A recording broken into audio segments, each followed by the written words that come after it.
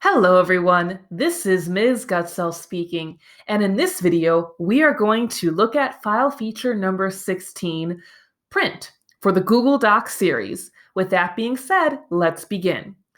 To access file feature number 16, I need to left-click on File and scroll down to the very bottom of this menu.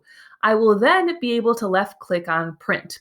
Before I do so, I want to explain that the device I'm creating this video on is not connected to a printer, so my screen will look a little different than from what you would normally see. But with that being said, let's take a look.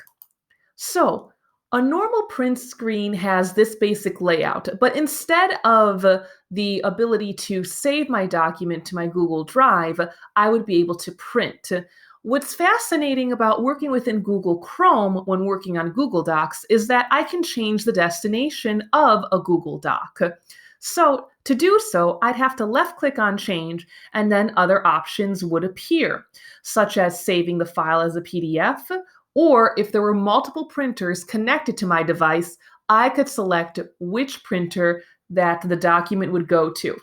But in general, this is how printing a document will function within Google Docs. So, thank you for watching, and I hope this video helped you grow in your knowledge of technology.